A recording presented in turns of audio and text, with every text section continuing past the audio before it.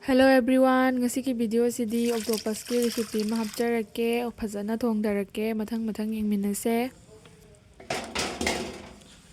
Ise ngaktan somna kan kalli. Ngaktan tingas.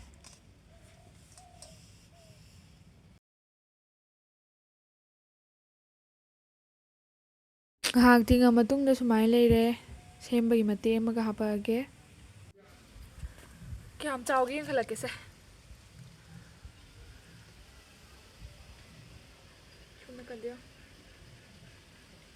Octopus to 8 legs, 3, 4, 5, 6, 7, 8 legs.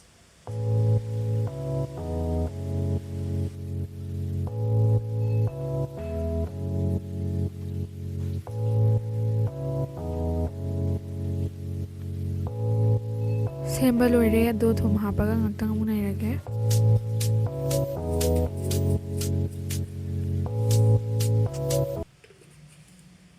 Thum hapaga nais sumai nai fit.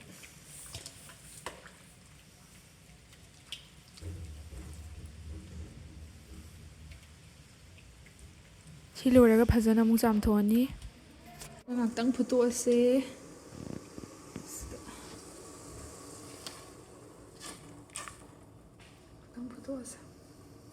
Konja lai zidra hina hada ki baga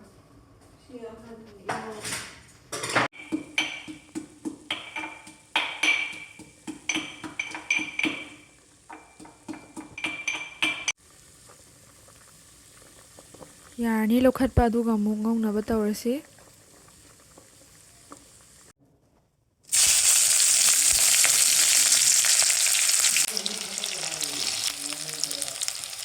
chan pa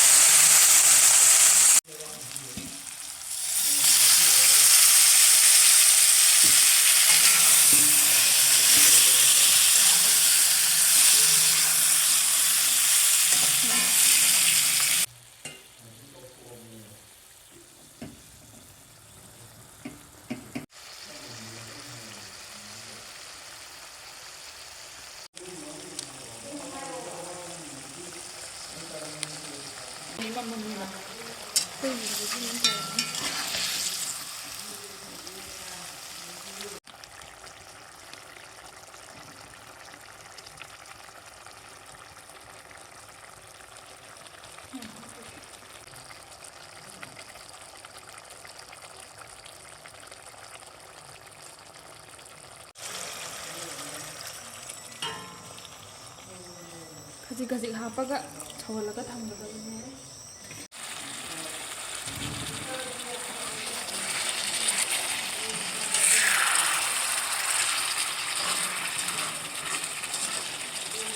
loiraga mocharage loire final result se sida leire ado charaga mu hawi hawte haijarage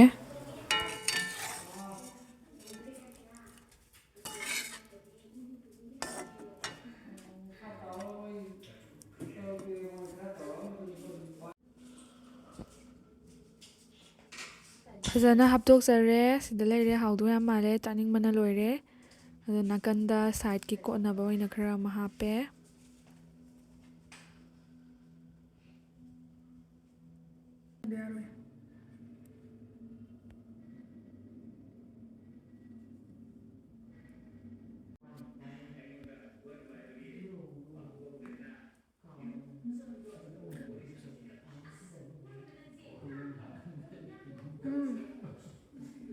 yam hawkre khuhaw ama tawe mayam adudi mayam video se swai solution jarage mayam nu shibiduna like share subscribe to ba kawbirangano bye